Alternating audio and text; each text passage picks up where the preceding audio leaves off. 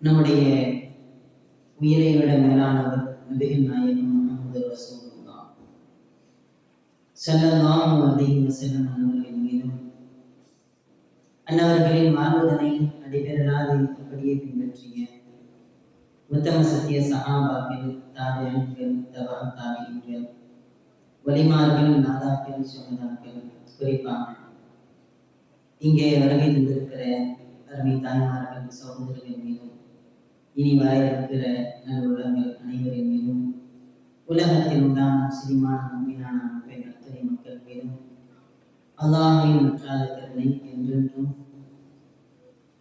குறைவின்றி நிறைவாய் உண்டாகுமாக. அன்பிற்கும் இறை நேசத்திற்கும் உரித்தான அல்லாஹ்வின் நல்லடியார்களே, பாக்கியம் நிறைந்த ஜும்ஆவுடைய இரவிலே நாம் எல்லாம் ஒன்று கூடியிருக்கிறோம். இங்கு ஒன்று கூடியிருப்பது போல் அல்லாஹ் நாளை மறுமையில் கண்ணின் நாயகம் முஹம்மது ரசூலுல்லாஹ் ஸல்லல்லாஹு அலைஹி வஸல்லம் அவர்களின் சொர்க்கத்தில் உயர்ந்த சொர்க்கமான ஜன்னத்துல் ஃபிர்தௌஸிலே ஒன்று கூடும் பாக்கியத்தை அல்லாஹ் நமக்கும் நம்மை சார்ந்த அத்துணை மக்களுக்கும் வல்ல நாயகன் ரப்புல் ஆலமீன் அல்லாஹ் தந்தருள்வானாக. ஆமீன். அருமையானவர்களே, அல்லாஹ் தஆலா உலகில் பல்வேறு படைப்புகளை படைத்திருக்கிறார். மனித படைப்புகள் உட்பட விலங்குகள், பறவைகள், ஊர்வன என ஏராளமான கோடிக்கணக்கான படைப்புகளை ரப்புல் இஸ்ஸத் அல்லாஹ் தஆலா படைத்திருக்கிறார். அவன் படைத்த படைப்புகளில் ஆகச் சிறந்ததாய், உயர்ந்ததாய், சிறந்ததாய் மனித படைப்பாகிய நம்மவர்களை எல்லாம் படைத்திருக்கிறார். மனிதனாக பிறந்த நாம் இறைவனுக்கு நன்றி செலுத்த கடமைப்பட்டிருக்கிறோம். காரணம், அல்லாஹ் நம்மை ஏதோ ஒன்றாக படைத்து இருக்கலாம். ஒரு விலங்காகவோ அல்லது பறவையாகவோ இன்னவர ஏதேனும் ஒரு படைப்பாக படைத்திருக்கலாம். அது அவன் இஷ்டம்தான். ஆனாலும் அல்லாஹ் படைப்புகளில் உயர்ந்த படைப்பாகிய மனித படைப்பில், மனித சஞ்சாரத்தில் நம்மவர்களை படைத்திருக்கிறான் என்றால் அல்லாஹ்விற்கு நாம் நன்றி கடன்பட்டு இருக்கிறோம். காரணம், மற்ற படைப்புகள் எல்லாம் இந்த உலகத்தோடு அதனுடைய பயணம் முடிவடைந்து விடும். மாநில சமூகமாகிய நம்மவர்கள் தான் நாளை சொர்க்கம் வரை செல்லக்கூடிய, நிரந்தர வாழ்வு வாழக்கூடிய ஒரு பாக்கியத்தை பெற்றுள்ளோம். எனவே மனிதர்களாக பிறந்த நாம் முதற்கண் இறைவனுக்கு நன்றி செலுத்த வேண்டும். அல்லாஹ் நம்மை மனிதர்களாக படைத்ததற்கு. அதே நேரத்தில் மனிதனாக பிறந்த நாம் இன்னொன்றையும் ஞாபகத்தில் வைத்துக் கொள்ள வேண்டும். இந்த உலகத்தில் நாம் விடப்பட்டிருக்கிறோம் என்றால் இந்த உலகம் வீடியோ கேம் போன்ற ஒரு விளையாட்டு அல்ல. இந்த உலகம், நாம செல்லுல மொபைல்ல வீடியோ கேம் விளையாடுறோமா இல்லையா? அதுல கூட 3 ஆப்ஷன் கொடுப்பாங்க. ஒரு தடவை அவுட் ஆயிட்டா மறு தடவை விளையாடலாம், மறுபடியும் 3 தடவை வாய்ப்பு கிடைக்கும். உலகத்தில் அது போன்ற 3 வாய்ப்புகள் எல்லாம் கிடைக்கப்பெறாது. ஒரே ஒரு தடவை தான் அல்லாஹ் இந்த வாய்ப்பை தருவான். அதை மிகச் சரியாய் பயன்படுத்தி கொண்டால் நிரந்தரமான சொர்க்கத்திற்கு சொந்தக்காரர்களாய் நாம் மாறிவிடலாம். இந்த உலகமே எனக்கு சொர்க்கம் என்று வாழ்ந்து விட்டால் அல்லாஹ் பாதுகாக்க வேண்டும். நம்முடைய மன்னரை வாழ்க்கையும் மறுமை வாழ்க்கையும் கேள்விக்குறியாக விடும். உலகில் மனிதர்களாக பிறந்த நம்மவர்களுக்கு 2 பிறப்பு கிடையாது, 2 மரணம் கிடையாது.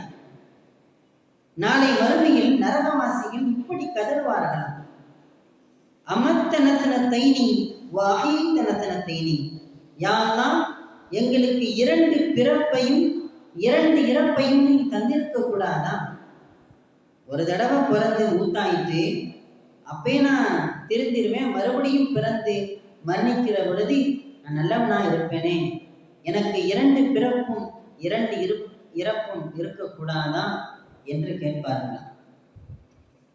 ஆக உலகத்தில் மரணத்தில் நாம் வந்துவிட்டோம் என்று சொன்னால் அடுத்து நாம் அடைய வேண்டிய ஒரு விஷயம் என்றால் அது இறப்பு என்கிற ஒன்றுதான். நாம் எல்லோருமே மரணம் என்கிற ஒரு பயணத்தை நோக்கி தான் பயணித்துக் கொண்டு இருக்கிறோம். அதற்கு இடைப்பட்ட தொலைவில் தான், இடைப்பட்ட விதயங்களில் தான் நம்முடைய குடும்பமாக இருக்கட்டும், தொழில்துறைகளாக இருக்கட்டும், அல்லது நம்முடைய நண்பர்களாக இருக்கட்டும், நம்முடைய உறவுகளாக இருக்கட்டும், இதுவெல்லாம் நம்முடைய உலக வாழ்க்கையில் நமக்கான பயண தோழர்கள். உலகில் நாம் வாழ்வதற்கான தேவையான அம்சங்கள் தானே தவிர நாம் எல்லோரும் மரணத்தை நோக்கி பயணித்துக் கொண்டிருக்கிறோம். என்னுடைய ஒவ்வொரு அடியும், நான் எடுத்து வைக்கிற ஒவ்வொரு எட்டும் என்னுடைய மரணத்தை நோக்கிதான் என்று நான் விளங்க வேண்டும். பிறந்த நான் மரணத்திற்காகவே தான் வாழுகிறேன், ஒரு நாள் மரணிக்க இருக்கிறேன் என்கிற சிந்தனையுடனே வாழ வேண்டும். இன்னைக்கு நம்ம உலகத்துல ஏராளமான சமயங்களை பார்க்கிறோம். ஒவ்வொரு மனிதர்களும் விதவிதமாக இருக்கிறாங்க. ஒரு கருத்தை சொன்னா ஒருத்தவங்க ஏத்துக்குருவாங்க, ஒருத்தவங்க மறுப்பாங்க. ஒரு சமயம் ஏத்துக்கிறோம், ஒரு சமயம் மறுக்கும். எல்லா சமயங்களும் எல்லா மாநிலர்களும் ஒரு விஷயத்தில் ஒன்றுபடுறாங்க அப்படின்னா மௌத்துடைய விஷயத்தில் எல்லா மக்களும் ஒன்றுபடுறாங்க. உலகத்துல எந்த சமயத்தை சார்ந்தவர்களாக இருக்கட்டும், எந்த மனிதராக இருக்கட்டும், நான் மூத்தா போக மாட்டேன்னு சொல்ல முடியுமா? உலகத்துல பிறந்த நான் மரணிக்கவே மாட்டேன், மரணமே இல்லாத ஒரு வாழ்க்கையை நான் வாழ்ந்து விடுவேன் என்று யாராலாவது சொல்ல முடியுமா? எல்லாருமே அக்செப்ட் பண்ணியிருக்கிறோம். மூத்துன்னு ஒண்ணு இருக்குது, மூத்த நோக்கிதான் நம்ம வாழ்ந்துகிட்டு இருக்கிறோம், எல்லோருமே மரணிக்க இருக்கிறோம் என்று எல்லாருமே ஏற்றுக்கொண்டிருந்தாலும் அதை மறந்து கொண்டு வாழ்ந்திருக்கிறோம்.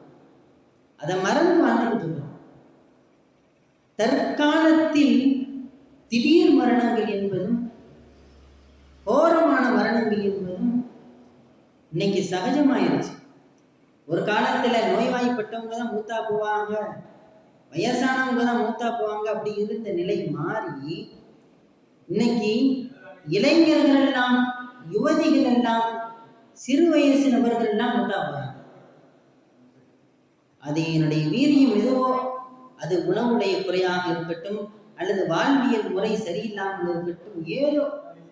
ஆனால் இளம் வயது மரணங்கள் என்பது இன்னைக்கு அதிகமாக மாறிடுச்சு. மௌத்துங்கிறது ஆரையும் விடாது, ஊரையும் விடாது, ஆணையும் விடாது, பெண்ணையும் விடாது, ஏழையையும் விடாது, பணக்காரனையும் விடாது. மூத்துங்கிறது எல்லோருக்குமானது. எனவே மரணத்தை நோக்கிய பயணத்தில் இருக்கிற நான் எதை நோக்கி பயணிக்கிறேன்னு கொஞ்சம் விளங்கணும். என்னுடைய பயணம் எதை நோக்கி இருக்குதுங்கிறத விளங்கணும். காரணம் எல்லாம் சொல்றோம், குல்லு நஃப்ஸின் தாயிகத்துல் மௌத், ஒவ்வொரு ஆன்மாவும் மரணத்தை சுவைத்தே தீரும். எல்லோருக்கும் ஒரு நாள் மரணம் நிச்சயம் உண்டு என்று அல்லாஹ் சொல்றான். இன்னைக்கு ஒரு ஆள் மூத்தா போனார்னு சொன்னா அந்த வரிசையில நம்மளே இருக்கணும். அது என்றைக்கின்றுங்கிறது மட்டும்தான் கேள்விக்குறியானது, அது மட்டும்தான் பதில் இல்லாதது. அது எப்பொழுது வேண்டுமானாலும் இருக்கலாம். ஆனால் மரணிக்கக்கூடியவர்களுடைய வரிசைகளில் நம்ம முன்னாடியோ பின்னாடியோ நம்மெல்லாம் நின்றுக்கிட்டு தான் இருக்கோம். ஒவ்வொரு நாளும் கழிய கழிய, ஒவ்வொரு வருடமும் கழிய கழிய நம்முடைய ஆயுள் குறைந்து கொண்டே இருக்கிறது. எப்படி பனிக்கட்டி உருகி உருகி கடைசியில ஒண்ணுமே இல்லாமல் போயிருமோ, அது மாதிரி ஒவ்வொரு வருஷமும் ஒரு வயசு குறைய குறைய எனக்கு ஆயுசு குறைஞ்சிக்கிட்டே இருக்குதுன்னு அர்த்தம். என்னுடைய மூத்த நோக்கி நான் நெருங்கிட்டேன்னு அர்த்தம். ஆக மரணத்தை நம்ம அதிகமாக நினைவு கூறணும். அல்லாஹ்வுடைய ரசூல் ஸல்லல்லாஹு அலைஹி வஸல்லம் சொன்னாங்க, அக்ஸிரு திக்ர ஆலிமின் லதாத், அதிகமாக இன்பங்களை முறிக்கக்கூடிய மரணத்தை அதிகம் நீங்கள் நினைவு கூறுங்கள் என்றார்கள் முஹம்மது ரசூலுல்லாஹ் ஸல்லல்லாஹு அலைஹி வஸல்லம். இன்னைக்கு உலகத்துல என் ஆசை குறையணும்னு சொன்னா, என்னுடைய தேடல் குறையணும்னு சொன்னா, உலகத்தின் மீது உண்டான மோகம் எனக்கு குறையணும்னு சொன்னா, என்னுடைய மூத்த நான் ஞாபகப்படுத்தணும். என்னுடைய கடைசி உணவு இதுவாகத்தான் இருக்குமோ, என்னுடைய கடைசி பேச்சு இதுவாகத்தான் இருக்குமோ, என்னுடைய கடைசி மூச்சு இதுவாகத்தான் இருக்குமோ என்று ஒவ்வொரு நேரங்களிலும் நம்ம நினைச்சு வாழணும். மௌத்தை நினைச்சு வாழ்ந்தோம் சொன்னா உலகத்தில் பரிசுத்தவான்களாக வாழ்ந்து விடலாம். இன்னைக்கு மௌத்தை நினைக்காததின் விளைவு எங்கே உலகத்திலேயே நிரந்தரமா நான் இருந்துருவேன் என்ற இருமாப்பு இன்னைக்கு எல்லாரையும் திட்டமா இல்லையா? எல்லோரிடத்திலும் சண்டை சச்சரவுல ஈடுபடுறோமா இல்லையா? எல்லாரையும் தூக்கி எறிகிறோமா இல்லையா? எல்லா உறவுகளையும் தூக்கி எறிகிறோம். ஏன்? என்னுடைய நினைப்பு நான் உலகத்திலே நிரந்தரமா இருந்துருவேன். ஆனால் மரணம் என்பது அதிசீக்கிரத்தில் நிகழ்ந்துவிடும் என்று அல்லாஹ் சொல்கிறான், குல் இன்னல் மௌத்தல்லதி தஃபிர்ரூன மின்ஹு ஃபஇன்னஹு முலாகீ. இங்கே மௌத்தா போயிருவீங்கன்னு சொன்னாலே நீங்க என்ன அதை கண்டு அஞ்சி ஓடுகிறீர்கள். அல்லாஹ் சொல்றான், மௌத்துன்னு பேச ஆரம்பிச்சிட்டாலே நாம் விரண்டு ஓடுகிறோம். அல்லாஹ் சொல்கிறான், ஃபஇன்னஹு முலாகீ. ஆனால் நிச்சயம் அது ஒரு நாள் உங்களை நேருக்கு நேராய் பிடிக்கும். அல்லாஹ் தஆலா குர்ஆனில் குறிப்பிடுகின்றார். ஆக மரணத்தை அதிகமாக நினைவு கூற வேண்டிய கடமையில் நாம் இருக்கிறோம். காரணம், உலகத்தில் எத்தனையோ ஜாம்பவான்கள் நான் உலகத்திலேயே நிரந்தரமா இருந்துட வேண்டிய ஏற்பாடுதான் செஞ்சாங்க. ஒரு மிகப்பெரிய உலக புகழ் பெற்ற ஒரு நடன கலைஞர், அவரே நான் 150 வருஷம் வரைக்கும் வாழுவேன் அப்படின்ற சபதம் எடுத்தார். அவருடைய உயிரை காப்பாற்றுறதுக்கு ஒவ்வொரு நாளைக்கும் 24 ஹவர்ஸும் அவருடைய உடலை சோதிக்கக்கூடிய மருத்துவரை வச்சிருந்தார். கண்ணுக்குன்னு ஒரு ஸ்பெஷலிஸ்ட், காலுக்குன்னு ஒரு ஸ்பெஷலிஸ்ட், இதயத்துக்குன்னு ஒரு ஸ்பெஷலிஸ்ட், இப்படி பல வகையான மருத்துவர்களை ஒவ்வொரு நாளைக்கும் அவரை செக் பண்ணிக்கிட்டே இருப்பாங்க. அவருக்கு ஏதாவது உறுப்பு பழுதாகிவிட்டால் கூட அந்த உறுப்புகளை கொடுப்பதற்கு சில நபர்களை தயார் பண்ணி வச்சிருந்தாங்க. ஆனால் அவருக்கு 50 வயசு தான் ஆணிச்சு, திடீரென்று மௌத்தாகிட்டார். நம்ம எல்லாம் மைக்கேல் ஜாக்சன் கேள்விப்பட்டிருக்கோம். இவரே 150 வருடங்கள் நான் வாழ்வேன் என்று சபதம் எடுத்தார். அதற்கான எல்லா வழிவகைகளையும் செய்தார். ஆனால் 50 வயசு அவரால் தாண்ட முடியல. உன் காசு உன்னை காப்பாற்ற முடிஞ்சிச்சா? உன்னுடைய செல்வாக்கு உன்னை காப்பாற்றியதா? உன்னுடைய புகழ் உன்னை காப்பாற்ற முடிந்ததா? நீங்க எவ்வளவு காசு பணம் வச்சிருந்தாலும் சரிதான், எவ்வளவு பெரிய செல்வாக்குடையவராக இருந்தாலும் சரிதான், நீங்கள் எவ்வளவு பெரிய இடத்தில் இருந்தாலும் உங்களுக்கான தவணை வந்து விட்டால் ஒரு நொடி முந்தாதி, ஒரு நொடி பிந்தாது. அல்லாஹ் நிர்ணயித்த நேரத்தில் மிகச்சரியாய் நம்ம உயிரை நம்ம விட்டு போயிடும். இன்னைக்கு நம்ம நினைக்கலாம், அவன் இப்படி பண்றான் அப்படி பண்றான், நல்லா இருக்கிறான், நான் தொழுகிறேன் வணங்குறேன், நல்லா என்னை போட்டு சோதிக்கிறானே, அவன் நல்லா தானே இருக்கிறான் அப்படின்னு நம்ம நினைக்கலாம். இந்த ஆட்டம் ஆடுறானே, இவனுக்கு எல்லாம் ஒரு இதை கொடுக்க மாட்டாங்கிறானே நம்ம நினைக்கிறோமா இல்லையா? நல்லவங்களாம் முத்தா போறாங்க, இவனுக்கு ஒரு இது வர மாட்டேங்குதுன்னு நினைக்கிறோமா இல்லையா? எல்லாம் சொல்றான், இன் அஜலல்லாஹி இதா ஜாஅ லா யுஅkhர். அல்லாஹ் ஒவ்வொரு நபரையும் பிற்படுத்தி இருப்பதெல்லாம் அவர்களுக்குரிய தவணை வருகிற வரையில இல்ல அஜலி முசம்மா, அவங்களுக்கு நல்ல ஒரு தவணை வச்சிருக்கிறான். அந்த தவணை வந்தால் அவர்களால் ஒரு நொடி கூட பிற்படுத்த முடியாது. மிகச்சரியாய் அவர்களை மரணம் நேருக்கு நேராய் சந்திக்கும்.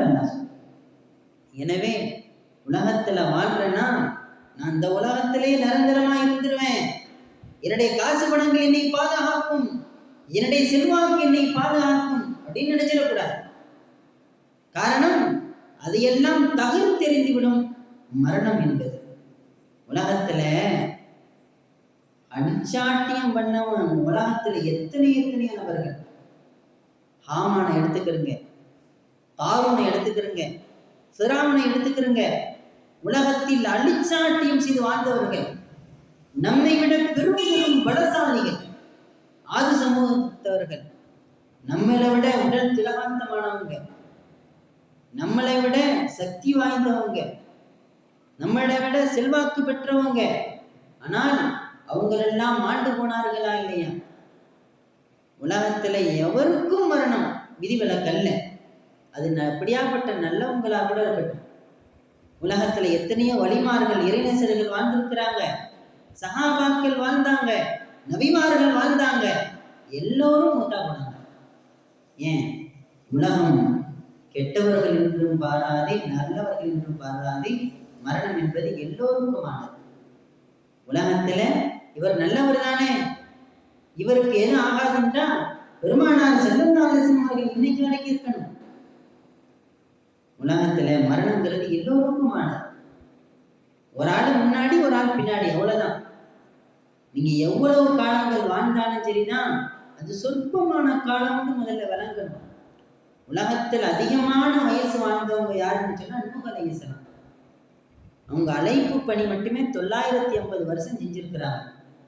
அல்லாஹ்வின் பக்கம் அழைக்கக்கூடிய அழைப்பு பணியை மட்டுமே 950 வருஷம் செஞ்சாங்க. 1000 வயசுக்கு மேல வாழ்ந்தவங்க. இன்னைக்கு நம்மளுடைய அதிகபட்ச வாழ்க்கைன்னா ரசூலுல்லாஹ் சொன்னாங்க, மா பைன 60 வ 70. உங்களுக்கு 60 to 70 தான் அதிகபட்சம். 70க்கு மேல நாம இருக்கிறோம்னு சொன்னா அல்லாஹ் தந்த கிஃப்ட். ஆனால் மேக்சிமம் அதிகபட்சமாக ஆல்மோஸ்ட் 70 வயசுக்குள்ளேயே மரணம் என்பது எல்லோரையும் பிடித்துவிடும் என்பது ஹதீஸினுடைய கருத்தாக இருக்கிறது. ஆனால் அன்றைய காலத்தில் 1000 வயசுக்கு மேல வாழ்ந்தவங்க இருந்தாங்க. நூஹ் அலைஹிஸ்ஸலாம் அவங்கள்ட்ட கேட்கப்பட்டுச்சு, உலகத்துல நீங்க வாழ்ந்தீங்களே இவ்வளவு காலமாக உங்களுடைய வாழ்க்கை எப்படி இருந்துச்சு? அவங்க சொன்னாங்க, ஒரு கதவுல நுழைஞ்சி இன்னொரு கதவு வழியா வெளியேற மாதிரி இருந்துச்சு. நம்முடைய தலைவாசல் வழியா நுழைஞ்சி இந்த பின்னாடி ஒரு திட்டிவாசல் இருக்குமா இல்லையா, அது வழியா போறோமா இல்லையா, அது மாதிரி தான் என்னுடைய உலக வாழ்க்கை இருந்துச்சு. 1000 வருஷ வாழ்க்கை இருந்துச்சுன்றார். ஒரு கதவு வழியாக நுழைந்தே மறு கதவு வழியாக வெளியாகுவது போன்றுதான் என்னுடைய உலக வாழ்க்கை இருந்துச்சுன்னு சொன்னா 1000 வயசு வாழ்க்கையே அவ்வளவு குறுகியது என்றால், நம்ம எல்லாம் 60ங்கிறது அது இந்த காலத்துல மிக மிக கேள்விக்குறியானது ஒன்றாக இருக்கிறது. அல்லாஹ் நம்ம எல்லோருக்கும் அல்லாஹ் நீண்ட ஆயுளை கொடுத்து வைக்கணும். அல்லாஹ் அந்த ஆயுளில் அதிகமான நல்ல அமல்கள் செய்யற பாக்கியத்தை தரணும். அல்லாஹ் நீண்ட வயசு தர்றதெல்லாம் பிரச்சனையே கிடையாது. நீண்ட வயசு ஒருத்தர் வாழ்றாரு, தொழுகிறது இல்லை, வணங்குறது இல்லை, தர்மம் செய்யறது இல்லை, நோம்பு பிடிக்கிறது இல்லை, நல்ல காரியங்கள் எதையும் செய்யறது இல்லைன்னு சொன்னா அது வாழ்ந்து என்ன பயன்? இபாதத்தோட வாழணும், அமல்களோட வாழணும், தொழுகையோட வாழணும். நீங்க 100 வயசு வரைக்கும் வாழுங்க, தொழுகையே இல்லாம வாழ்ந்து என்ன பயன்? நீண்ட ஆயுளை அல்லாஹ்விடத்தில் நாம் கேட்பதன் காரணமே அமல்கள் செய்யணும். என்னுடைய மௌத்துக்கு பின்னாடி ஒரு பெரிய வாழ்க்கை இருக்குது, என் மௌத்துக்கு பின்னாடி நிஜ வாழ்க்கை இருக்குது, ஒரு பிரம்மாண்டமான வாழ்க்கை இருக்குது. அந்த வாழ்க்கைக்கு நான் சேகரம் செய்யணும். இந்த உலகத்துல 10 வயசு வரைக்கும் தான் நான் வாழ்ந்தேன்னு சொன்னா என்னால் எதை சேர்க்க முடியும்? அதே நேரத்தில் ஒரு 70, 80, 100 வயது வரை வாழ்ந்தால் என்னால் நிரம்ப அமல்கள் செய்ய முடியும் என்பதினால் தான் அல்லாஹ்விடத்துல நம்ம நீண்ட ஆயுளை கேட்கிறோம். அமல்கள் பிரமாணம், அமல்கள் தான் முக்கியமானது. நீண்ட ஆயுள் அல்லாஹ் தரணும், அதில் அமல் செய்கிற பாக்கியத்தை தரணும். குர்ஆனுடையவர்களாக இருக்கணும், தொழுகையாளிகளாக இருக்கணும், அல்லாஹ்விடத்துல கேட்கணும். ஏன்? நம்ம ஒரு பெரிய லைஃபை நோக்கி எதிர்நோக்கி இருக்கிறோம். அல்லாஹ் உலகத்துல நம்மளாம் விட்டுருக்கிறான்டா. எதுக்கு? நீ உலகத்துக்கு போ, உலகத்துல நீ பிறந்த பின்னாடி உன்னை உங்க அம்மா அப்பா வச்சு நல்லா பார்த்து வளர்க்குவாங்க, நீ ஸ்கூலுக்கு போவ, படிப்ப, காலேஜுக்கு போவ, எல்லாம் பண்ணுவேன், உனக்கு திருமணம் ஆகும், பிள்ளை குட்டி பிறக்கணும், நீ தொழில் செய், என்னைக்காச்சும் ஒரு நாளைக்கு நீ மூத்தா போயிரு. இதான் வாழ்க்கையா? இதற்குத்தான் எல்லாம் அனுப்புனானா? நம்முடைய வாழ்க்கை இப்படித்தானே போகுது. பிறந்தோம், படித்தோம், ஏதோ இடத்துல வேலை பார்க்குறோம், நம்முடைய டைம் போகலன்னா பாடம் பார்க்குறோம், படம் பார்க்குறோம், டிவியை பார்க்குறோம், செல்லை பார்க்குறோம், நண்பர்களோட அரட்டை அடிக்கிறோம், திருமணம் ஆகிருச்சா, குழந்தை பெற்றுட்டோமா, நம்முடைய வாழ்க்கை தொழில் காசு போனண்டு உலகத்தை நோக்கியே ஓடுது. ஒரு நாளைக்கு மூத்தா போயிடும், எப்படின்னே தெரியாம மூத்தா போயிடும். இதான் இன்னைக்கு எல்லோருடைய வாழ்க்கையுமாக இருக்கிறது. இதுக்குத்தான் எல்லாம் அனுப்புனானா? நீ உலகத்துக்கு போய் இப்படிதான் வாழணும்னு அல்லாஹ் சொல்லி அனுப்புனானா? இதற்காகத்தான் அல்லாஹ்வுடைய ரசூல் உலகத்துக்கு வந்தாங்களா? நாம எதை நோக்கி பயணிக்க இருக்கிறோம்? மௌத்தோட எல்லாம் முடிஞ்சிருச்சா? முடிஞ்சிருச்சுன்னு சொன்னா உலகத்துல எல்லோரோடையும் சண்டை போடுங்க. என் மௌத்தோட எல்லாம் போயிருச்சுன்னு சொன்னா எல்லாரும் இதையும் அபகரிங்க, எல்லா இடத்துலையும் சண்டை சச்சரவு செய்யுங்க, அக்கம் பக்கத்தில் உள்ளவங்களை விட வேணாம், தாயை தூக்கி வீசிருங்க, மனைவி மக்களை எதிர்த்து தெரிஞ்சிருங்க, அண்டை விட்டார நோவனை செய்யுங்க. மூத்தோட முடியும்னு நினைச்சான். நான் மூத்தோட முடிய போறது கிடையாது. என்னுடைய வாழ்க்கை ஸ்டார்ட் ஆகிறது என் மூத்துக்கு பின்னாடி தான். என் வாழ்க்கை எப்படி இருக்குது, என்னுடைய வாழ்க்கையை நான் எப்படி அமைச்சுக்கிட்டு இருக்கிறேன், எனக்கும் என் தாய்க்கு என்ன பந்தம் இருக்கு, என்னை அரும்பாடுபட்டு வளர்த்த என் தாய்க்கும் எனக்குமான தொடர்பு எப்படி இருக்கிறது, எனக்காக வந்த என்னுடைய மனைவிக்கும் எனக்கும் உண்டான தொடர்பு எப்படி இருக்கிறது, எனக்கும் என் பக்கத்து வீட்டுக்காரருடைய தொடர்பும் எப்படி இருக்கிறது. இன்னைக்கு நம்ம எப்படி வாழ்றோம்? எவன் செத்தா என்ன, நான் நல்லா இருக்கணும் என்கிற நிலைப்பாட்டில் தான் உலகம் போய்கொண்டிருக்கிறது. நாம அப்படி வாழ்ந்துகிட்டு இருக்கோம். அந்த வாழ்க்கை பெருத்த நஷ்டத்தை ஏற்படுத்தி தந்துடும். அந்த வாழ்க்கை நம்முடைய கபருடைய வாழ்க்கைக்கு போன பின்னாடி பெரிய நஷ்டத்தை ஏற்படுத்தி தந்து நல்லா பாதுகாக்கணும். சிறந்த ஒரு வாழ்க்கையை வாழணும். என் மூத்து செய்தி கேள்விப்படுகிற பொழுது இவர் மூத்தா போயிட்டாரான்னு கவலைப்படணும். எனக்காக எல்லோரும் ஒன்று கூடணும். எனக்காக கண்ணீர் சிந்துகிற 4 உள்ளங்களையாவது நான் சேகரம் செஞ்சுக்கிறேன். என் ஜனாசாவுக்கு கலந்து கொள்ளக்கூடிய ஒரு பெரும் கூட்டத்தை நான் தயார் பண்ணி வச்சுக்கிறேன். இவனா செத்து ஒழிஞ்சிட்டான்டா, இனிமேல் நல்லதுடா என்ற நிலைக்கு நாம நம்முடைய வாழ்க்கையை அமைச்சிக்கிற கூடாது. எல்லாம் பாதுகாக்கணும். என் வாழ்க்கை எப்படின்னு எனக்குத்தான் தெரியும். நான் சரியா இருக்கிறேனா, என்னுடைய வாழ்க்கையை நான் முறையாக வாழ்ந்து கொண்டிருக்கிறேனா, மரணத்தை நோக்கி பயணிக்கிறேனா, என் மறுமைக்காக சேகரிக்கிறேனா, அல்லது உலகமே கதி என்று வாழ்கிறேனா அப்படின்னு கொஞ்சம் யோசிக்கணும். நம்ம வேகமாக போகக்கூடிய உலகத்தில் வேகமாய் பயணித்துக் கொண்டிருக்கிறோம். ஸ்டாப் பண்ணுங்க, நிறுத்தணும். என் வாழ்க்கை எப்படி இருக்கு ஒரு திரும்பி பார்க்கணும். என் வாழ்க்கையை நான் நல்ல முறையில் வாழ்றேன்னா உன்னை விளங்கிடணும். அல்லாஹ் எனக்கு உயிரை தந்திருக்கிறான்னு சொன்னா என் வயசு 30 இருக்கட்டும், 50 இருக்கட்டும், 70 இருக்கட்டும், அல்லாஹ் இன்னை வரைக்கும் எனக்கு ஹயாத்தோட என்னை வச்சிருக்கிறான்னு சொன்னா, என் உயிரை போட்டு வச்சுக்கிறான்னு சொன்னா, அல்லாஹ் எனக்கு தந்திருக்கிற உபகாரம் ஒண்ணு, நான் கெட்டவனா இருந்தா உடனே தௌபா செஞ்சு திருந்திடணும். நல்லவனா இருந்தா இன்னும் அதிகமான நல்ல அமல்கள் செய்யணும். நம்ம எந்த கேட்டகரியில இருக்கிறோம்? நல்லவர்களாக இருந்தால் இன்னும் அதிகமாக நல்ல அமல்கள் செய்யக்கூடிய மும்முரமாக இருக்கணும். தவறானவர்களாக இருந்தால் எவ்வளவு தூரம் பயணித்திருந்தாலும் தவறில் உடனே திரும்பிடணும். காரணம், அல்லாஹ் தஆலா எவ்வளவு பாவங்கள் செஞ்சாலும் அவன் மன்னிக்க தயாரா இருக்கிறான். எவ்வளவு பெரிய பெரும் பெரும் பாவங்கள் செஞ்சாலும் அல்லாஹ் மன்னிக்க தயாரா இருக்கிறான். அல்லாஹ்விடத்துல சரணடைந்து அழுது அழுது அழுது என்னுடைய பாவங்களிலிருந்து நான் மீட்சி பெற்று அல்லாஹ்விற்கு நெருக்கமானவனாக என்னை நான் உருவாக்கிக்கிறேன். அல்லாஹ் எனக்கு ஹயாத்தை வச்சிருக்கிறான், ரூஹ வச்சிருக்கிறான்னு சொன்னா நான் எடுக்க வேண்டிய முயற்சி இதுதான்.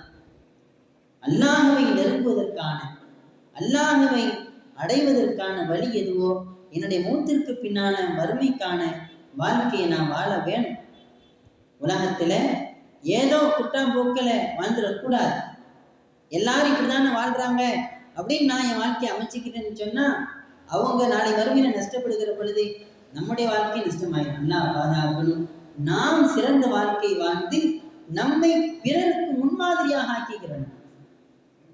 இவரோட சேர்ந்தா நான் தொழுகையாளியா மாறிடுவேன், அதற்கு நான் தொழுகையாளியா முதல்ல மாறிடுவேன். இவரோட சேர்ந்தா நான் குர்ஆனுடையவராக மாறிடுவேன், குர்ஆனை ஓதக்கூடியவர்களாக மாறிடுவேன் என்று பிறருக்கு முன்மாதிரியாக நாம மாறி நம்ம முதல்ல குர்ஆனை எடுக்க ஆரம்பிக்கிறோம். இன்னைக்கு உலகமே கதிந்து வாழ்ந்துட்டு இருக்கிறோம்.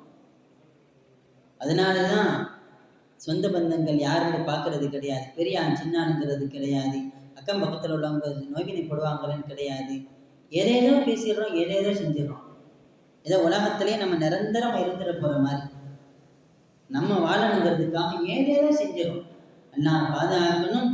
அந்த நேரத்தில் வேண்டாம் நம்முடைய வாழ்க்கை நல்லா இருக்கலாம், அது நம்முடைய மூத்துக்கு பின்னால் உள்ள வாழ்க்கையை நாசப்படுத்திடும். நாம வேண்டாம் நல்லா இருக்கிற மாதிரி இருக்கலாம், நம்முடைய சந்ததியை நாசமாக்கி விட்டுரும், நம்முடைய மூத்துக்கு பின்னாடி உள்ள மறுமை வாழ்க்கையை நாசப்படுத்திடும். அல்லா பாதுகாக்கணும். ஆக மறுமைக்கான சேகரத்தில் நாம் ஈடுபடணும். எவ்வளவு தூரம் நாம் உலகத்தை நோக்கி பயணித்திருந்தாலும் உடனே திரும்பி மறுமையை நோக்கி பயணிக்க ஆரம்பிக்கணும். இதற்காகத்தான் இங்கே நம்ம ஒன்று கூடி இருக்கிறோம். என் வாழ்க்கை ஒரு கணம் நம்ம கணக்கு போட்டு பார்த்துக்கிறணும். ஒரு நாளைக்கு நான் எந்த அளவுக்கு அல்லாஹ்வை நெருங்கக்கூடியவனாக இருக்கிறேன், என்னுடைய வாழ்க்கை எப்படி போய்கிட்டு இருக்கு, என்னுடைய 30 ஆண்டு காலங்கள் அல்லாஹ்விற்கு பிடித்தவனாக கழிந்திருக்கிறதா அல்லது அவனுக்கு பிடிக்காமல் கழிந்திருக்கிறதான்னு ஒரு கணக்கு போடணும். சரியா இருந்தால் அல்ஹம்துலில்லாஹ் அதை தொடரணும், இல்லையெனில் திருப்பி நம்முடைய வாழ்க்கையை சிறந்த முறையில் அமைச்சிக்கிறோம். காரணம், மௌத் இருக்கிறதே எப்படி நிகழும் தெரியுமா? அல்லாஹ்வுடைய ரசூல் முஹம்மது ரசூலுல்லாஹ் ஸல்லல்லாஹு அலைஹி வஸல்லம் சொன்னாங்க, துமீதூன கமா துஈஷூன. நீங்க எப்படி வாழ்றீங்களோ அப்படிதான் மூத்தா போவீங்க. இன்னைக்கு மரணங்கள் பலவிதமாக வந்துருச்சு. சில பேர் தூக்கத்துல மூத்தா போறாங்க, சில பேர் விபத்துல மூத்தா போறாங்க, சில பேர் மது குடிச்சிக்கிட்டு இருக்கையில மூத்தா போயிடுறாங்க, சில பேர் தொழுகையில மூத்தா போயிடுறாங்க. மரணம் நாம் எப்படி வாழ்கிறோமோ அப்படியே அமையும். நான் நல்லவனா வாழ்ந்தேன்னு சொன்னா என் வாழ்க்கை, என்னுடைய முடிவு, என்னுடைய மரணம் சிறந்த முறையில் இருக்கும். நான் தொழுகையாளியாகவே இருந்தேன்டா, தொழுகையில் என் மரணம் நிகழும். நான் மது குடிப்பவனாக இருந்தால் அல்லாஹ் பாதுகாப்பு என் மரணம் அது மாதிரி மோசமா முடியும். என்னுடைய மரணத்தை நான் முடிவு செய்ய வேண்டும். என் மரணம் தொழுகையிலா அல்லது மதுவிலும் மாதுவிலா என்று நான் முடிவு செய்யணும். என்னுடைய மரணத்தை அழகாக்கிக் கொள்ள வேண்டும். காரணம், என் மூத்து எப்படி அமையுதோ நாளை மறுமையில் அப்படிதான் எழுப்பப்படுவேன். அல்லாஹ்வின் தூதர் ரசூலுல்லாஹி ஸல்லல்லாஹு அலைஹி வஸல்லம் சொன்னார்கள், துபஅஸூன கமா துமீதூன். நீங்கள் எப்படி மூத்தா போறீங்களோ அப்படிதான் எழுப்பப்படுவீங்கன்றாங்க. நீங்க குர்ஆன் ஓதிக்கிட்டு இருக்கிறீங்க, ஓதிக்கிட்டு இருக்கையில அல்லாஹ் உங்களுடைய ரூஹ் எடுக்கிறான். நாளை மறுமையில் எழுப்பப்படுகிற பொழுது குர்ஆனுடையவர்களாக எழுப்புவீர்கள். நீங்க ஒரு தவறான காட்சியை பார்த்துக்கிட்டு இருக்கிறீங்க, ஒரு சினிமாவை பார்த்துக்கிட்டு இருக்கிறீங்க, அல்லாஹ் அந்த நேரத்துல மரணத்தை கொடுத்தான். நாளை மறுமையில் அந்த நிலையிலேயே எழுப்பப்படுவோம். மது குடித்த நிலையில் மரணித்தால் அதே நிலையில் எழுப்பப்படுவோம். நாளை மறுமையில் அல்லாஹ்விற்கு முன்னால் இருக்கிற பொழுது என்னுடைய நிலை எப்படி இருக்க வேண்டும் என்பதை நம்ம தான் முடிவு செஞ்சுக்கிறோம். சிறந்த வாழ்க்கை வாழ்ந்தால் அல்லாஹ் நம்முடைய மரணத்தையும் சிறந்ததாக்குவான். என்னுடைய வாழ்க்கை தவறானதாக இருந்தால் என் மூத்திலேயே அல்லாஹ் என்னை காட்டி கொடுத்துருவான் நான் யாருன்னு. அல்லாஹ் பாதுகாக்கணும். சிறந்த வாழ்க்கைக்கு சொந்தக்காரர்களாக இருந்தால் அல்லாஹ் சிறந்த மரணத்தை தருவான். எனக்கு சிறந்த மரணம் வேண்டுமெனில் நான் சிறந்த வாழ்க்கையை வாழ வேண்டும். மூத்தா போயிட்டான், உலகத்துல நம்ம விட்டா ஒண்ணுமே இல்லாத மாதிரி நம்ம நினைச்சு வாழ்ந்துகிட்டு இருக்கிறோம். இங்க தொழுவாங்களே அப்படின்னு கூப்பிட்டா எனக்கு ஒரு வேலை இருக்கு, நம்ம போறோம். என் குடும்பத்தை நானா பார்த்துக்கிறேன்னு தொழில் துறையிலேயே கிடக்கிறோம். இதெல்லாம் எத்தனை நாள் வரைக்கு, எது நாள் வரை, எத்தனை நாளைக்கு? என்றைக்காவது ஒரு நாள் மரணம் பிடிக்கத்தானே செய்யும். அதற்கு பின்னால் நாம் எதை சேகரம் செய்திருக்கிறோம்? குடும்பத்தாருக்காக ஓடணும் தான், நம்முடைய பிள்ளைங்குடிகளை நம்ம தான் பார்த்துக்கிறணும். ஆனால் நம்ம எதுக்கு வந்தோம்? மெயின் நோக்கம் என்ன? ஆகிரத்தை நோக்கி, மரணத்தை நோக்கி, மறுமையை நோக்கி. அதை மறந்துட்டு நம்ம ஆள்றோமே. நான் இன்னைக்கு கட்டி வச்சிருக்கிற என்னுடைய ஊடும், என்னுடைய தோட்டம் திறவுகளும், என்னுடைய தொழில்துறையும் என்னுடைய கபூர்ல என்னை காப்பாத்துமா என்று நாம் யோசிக்கணும். அருமையானவர்களே, நம்முடைய கபருடைய வாழ்க்கைக்காக நம்ம வாழணும். மூத்தா போயிட்டோம்னு சொன்னா என் ஊடு இங்கே தான் இருக்கும், என் காசு பணம் இங்கே தான் இருக்கும், என் மனைவி மக்கள் இங்கே தான் இருப்பாங்க. நான் மாத்திரம் தனியாக என்னுடைய மண்ணறைக்கு செல்ல வேண்டும். இருட்டு நிறைந்த, புழுக்கள் நிறைந்த அந்த வீட்டிற்கு நான் மட்டும்தான் போகணும். என் காசு பணம் வராது, என்னுடைய குடும்பங்கள் வராது. எவ்வளவு அபரிவிதமான பாசம் இருக்கக்கூடிய உறவுகளாக இருந்தாலும் நம்மளோட வந்துட போறது கிடையாது. நாம் அவங்களுக்காண்டி தான் உழைக்கிறோம், அவங்களுக்காக தான் ஓடுறோம், அதைத்தான் தேடுறோம். ஆனாலும் ஒரு சல்லி பைசாவை கூட என் கபருக்கு நான் எடுத்துட்டு போக முடியாது என்று இருக்கிற பொழுது உலகமே கதி என்று நான் வாழ்கிறேனே, எப்பொழுது நான் என்னுடைய மறுமைக்காக சேகரம் செய்வது? எப்பொழுது என்னுடைய கபருக்காக நான் சேகரம் செய்வது? கபரில் ஒவ்வொரு அடியானும் வைக்கப்படுகிற பொழுது அடக்கம் பண்ணிட்டு 4 ஸ்டெப்பு தான் நம்ம வைப்போம். உடனே கேள்வி கேட்கக்கூடிய மலக்குமார்கள் முன்கர் நக்கீர் அலைஹிஸ்ஸலாம் அவங்க வந்துடுவாங்க. வந்து கேள்வி கேட்பாங்க. நமக்கெல்லாம் தெரியும் யாரெல்லாம் உலகத்தில் தூயவான்களாய், முழுமையான ஈமான்தாரிகளாய், தொழுகையாளிகளாய், நோன்பாளிகளாய், அல்லாஹ்வுக்கும் ரசூலுக்கும் கட்டுப்பட்டவர்களாய் வாழ்ந்தார்களோ அவர்களுடைய நாவுகளை அல்லாஹ் பேச வைப்பான். அவர்களுடைய நாவுகளில் அல்லாஹ் கலிமாவுடைய வார்த்தையை சொல்ல வைப்பான். என் ரப்பு அல்லாஹ், என்னுடைய தூதர் முஹம்மது ரசூலுல்லாஹ், என்னுடைய கிதாப் குர்ஆன், என் மார்க்கம் இஸ்லாம் என்கிற பதில்களை எல்லாம் அல்லாஹ் பேச வைப்பான். யாருக்கு? உலகத்தில் அது மாதிரி வாழ்ந்தவங்களுக்கு. உடனே அவர்களுக்கு சொல்லப்படும், அவர்களுக்கு சொர்க்கத்தின் விருப்பை விரையுங்கள், சொர்க்கத்தின் ஆடையை அணிவியுங்கள், அவர்களுக்கு சொர்க்கத்தில் இருந்து நறுமணத்தை வீசச் செய்யுங்கள், அவர் மணமகனை போன்று உறங்கட்டும் என்று சொல்லப்படும். அதே நேரத்தில் கெட்டவராக இருந்தார் உலகத்துல முஸ்லிமான பேரை தான் வச்சிருப்பாரு, ஈமான் சுமந்திருப்பாரு, ஆனா தொழுதிருக்க மாட்டார். பேருக்கு அல்லாண்டா யாரு ரசூல்லா கேள்விப்பட்டிருப்பார், அதை தவிர வேற ஒண்ணுமே இருக்காது அவர்கிட்ட. அது மாதிரியான நிலையில் உள்ளவர்களுக்கு, அல்லாஹ்வை நிராகரித்தவர்களுக்கு சொல்லப்படும் அஃப்ரிஷூஹும் மினன்னார், அவருக்கு நரகத்தின் விரிப்பை விரியுங்கள், நெருப்பாலான ஆடையை அவருக்கு அணிவியுங்கள், நரகத்திலிருந்து உள்ள ஜுவாலையை அவருக்கு வீச செய்யுங்கள். அவர் கத்துவாரு, கதறுவாரு. உலகத்துல நம்ம அடக்கம் பண்ணிட்டு வந்துருவோம். மனித ஜின் வர்க்கத்தை தவிர உலகத்தில் உள்ள அத்துணை வர்க்கங்களும் கேட்கும். பெருமானார் முஹம்மது ரசூலுல்லாஹி ஸல்லல்லாஹு அலைஹி வஸல்லம் கூறினார்கள், கபூர்வாசிகள், மன்னரை வாசிகள், அவர்கள் அலறக்கூடிய அலறலை உலகத்தில் மனிதர்களும் ஜின்களும் கேட்டால் உலகத்தில் எவரையும் அடக்கம் செய்ய மாட்டார்கள் என்றார்கள். அது மாதிரி கதறுவாங்க, அது மாதிரி அலறுவாங்க. ஏன்? சாதாரண ஒரு இருட்டு ரூமுக்குள்ள அடைச்சாலே நம்ம பிள்ளைல கதறுவோம். கபருக்குழி போயிட்டா ஒண்ணும் திரும்ப வர முடியாது. புழுக்கள் நிறைந்த வீடு, பாம்புகள் நிறைந்த வீடு, தேள்கள் நிறைந்த வீடு என்றெல்லாம் ஹதீஸ்களில் நாம் கேள்விப்படுறோமா இல்லையா? நல்லவர்களுக்கு பயமே கிடையாது.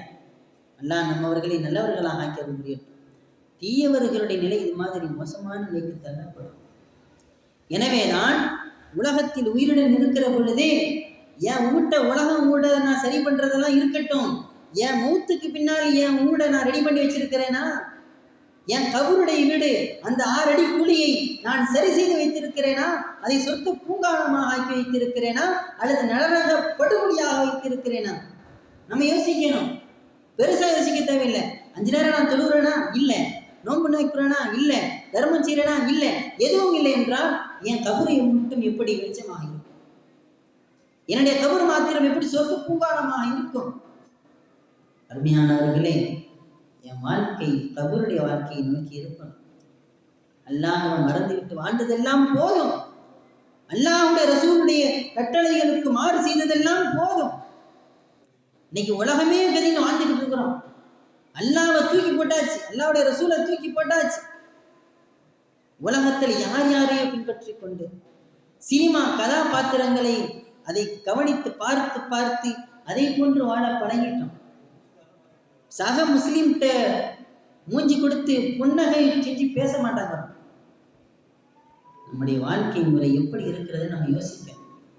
காரணம், சாதி இப்னு முஆத் என்கிற ஒரு நபித்தோழர் ரலியல்லாஹு மிகச்சிறந்த ஒரு வாழ்க்கைக்கு சொந்தக்காரர். சாதி இப்னு முஆத் ரலியல்லாஹு இவங்க மூத்தா போயிருவாங்க. இவர்கள் மரணிக்கிற பொழுது இவர்களுடைய ஜனாசாவில் கலந்து கொள்வதற்காக 70,000 மலக்குமார்கள் பூமிக்கு வந்தாங்க. இவர்களுடைய மரண நேரம் அன்று வானத்தின் வாசல்கள் எல்லாம் திறக்கப்பட்டு 70,000 மலக்குமார்கள் வந்தாங்க. வந்தது மட்டுமின்றி அவர்களுடைய மரணத்திற்காக அல்லாஹ்வுடைய அரியாசனம், அல்லாஹ்வுடைய அரிஷ் சிம்மாசனம் அப்படியே ஒரு குலுங்கியது. சஅதின் ரலியல்லாஹு அன்ஹு மரண செய்தியினால் வானத்தின் வாசல்கள் திறக்கப்பட்டு மலக்குமார்கள் வருகை தந்து அல்லாஹ்வின் சிம்மாசனம் ஆடி போனது. அப்படியாப்பட்ட வாழ்க்கைக்கு சொந்தக்காரர் சஅத் ரலியல்லாஹு அன்ஹு. அவங்க மூத்தா போயிட்டாங்க. ரசூலுல்லாஹ் அவங்கள அடக்கம் பண்ணிட்டாங்க. அடக்கம் பண்ணிட்டு சப்பிஹூஹு, இவருக்கு நீங்கள் தஸ்பீஹ் செய்யுங்கள் என்றார். கப்பீரு, நீங்கள் அல்லாஹ் அக்பர் என்ற தக்பீர் சொல்லுங்கள் என்றார்கள். அப்ப சஹாபாக்கள் சுத்தி உள்ளவங்க அடக்கம் பண்ணிட்டு கேட்டாங்க, அல்லாஹ்வின் தூதரே, ஏன், என்ன காரணம்? அப்ப அவங்க சொன்ன வார்த்தை என்ன தெரியுமா? லக்கது தலாயக ஆதிகில் அப்தி சாலிஹ் கப்ரு, இந்த நல்லடியாரை, இந்த சஅதை ரலியல்லாஹு அன்ஹு, இந்த நல்லடியாரை அவருடைய கபர் நெருக்குகிறது என்றார்.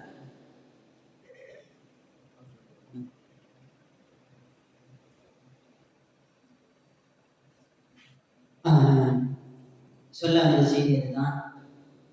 எல்லோருக்கும் மரணம் என்பது நிச்சயிக்கப்பட்டு விட்டது. அது எப்பொழுது என்பதுதான் யாருக்குமே தெரியாது. மர்மமான ஒன்று. அல்லாஹ் தஆலா அதை மர்மமாக ஆக்கி வைத்திருக்கிறான். இல்லை, உலகத்தில் வாழுகிற பொழுது அல்லாஹ்விடத்தில் நீண்ட ஆயுளையும் கேட்க வேண்டும், அல்லாஹ்விடத்தில் சிறந்த முடிவையும் கேட்க வேண்டும். அதே நேரத்தில் நம்முடைய கபருடைய வாழ்க்கைக்கான, நம்முடைய மறுமை வாழ்க்கைக்கான சேகரத்தை சேகரிக்கிற விஷயத்தில் நாம் அசட்டுத்தனமாக விடக்கூடாது. உலகத்தில் நாம் வந்ததன் நோக்கமே எல்லாருமே கபருடைய வாழ்க்கைக்காகவும் நாளை மறுமை வாழ்க்கைக்காகவும் தான். எனவே அந்த விஷயத்தை ஞாபகம் கூர்ந்து உலகத்தில் வாழ்ந்த பொழுது சிறந்த மனிதர்களாக வாழ்ந்து நினைக்க வேண்டும். மரணத்தை ஒவ்வொரு நாளும் நினைவு கொண்டே இருக்க வேண்டும். என்னுடைய கடைசி மூச்சு, என்னுடைய கடைசி பேச்சு, என்னுடைய கடைசி உணவு, கடைசி தொழுகை இதுவாகத்தான் இருக்கும் என்று நினைத்து வாழ்ந்தால் நம்முடைய வாழ்க்கை பரிசுத்தமான வாழ்வாக அமையும். வாழ்கிற பொழுது பிறருக்கு பயனுள்ள வாழ்க்கை வாழ்ந்துவிட வேண்டும். நம்முடைய மரணத்திற்கு பின்னால் 4 நபர்கள் நம்மை புகழும் வண்ணமாய், நமக்காக துஆ செய்யும் வண்ணமாய் வாழ்ந்துவிட்டு மரணிக்க வேண்டும். நம்முடைய மரணத்திற்கு பின்னாலே நம்முடைய கபருடைய வாழ்க்கைக்காக, நம்முடைய மறுமை வாழ்க்கைக்காக அதிகமான சேகரிப்புகளை நாம் சேகரித்துக் கொள்ள வேண்டும். நம்முடைய கடைசி நேரம், நம்முடைய கடைசி மரணம் சிறந்ததாக அமைய வேண்டுமானால் 3 விஷயங்களை ஃபாலோ பண்ணாலே நம்முடைய மூத்து சிறந்த ஒரு மூத்தாக அல்லாஹ் நம்முடைய மரணத்தை சிறந்ததாக ஆக்கியிருப்பான். முதல் விஷயம், நம்முடைய வாழ்க்கை தொழுகை, திக்ர். இந்த அல்லாஹ்வை நினைவுகூரக்கூடிய திக்ரையும் தொழுகையையும் என்னுடைய கடைசி மூச்சு வரை நான் பின்பற்ற வேண்டும். வஅபுது ரப்பக ஹத்தா யஅதியக்கல் யகீன். அல்லாஹ் அதைத்தான் சொல்றோம். உங்களுக்கு மௌத்து வரைக்கும் நீங்க தொழுதே ஆக வேண்டும் என்று அல்லாஹ் சொல்றான். தொழுகைக்கு எந்நாளும் எந்த நாளிலும் விடுமுறை என்பது கிடையாது. தொழுகைக்கு விடுமுறை என்பதே கிடையாது. எனவே தொழுகை விஷயத்தில் கொஞ்சம் கவனம் செலுத்த வேண்டும். தொழுகையை சரிவர நிறைவேற்றினால் அல்லாஹ் நம்முடைய ஆயுளை நீட்டி வைப்பான். அதே நேரத்தில் நம்முடைய மரணத்தை சிறந்ததாக்கி வைப்பான். 2வதாய், அல்லாஹ்விடத்தில் அவனை தந்த ரிசுக்கிலிருந்து அதிகமாக தான தர்மங்கள் செய்ய வேண்டும். இன்னைக்கு நிறைய பேர் திடீர்னு மூத்தா போயிடறாங்க.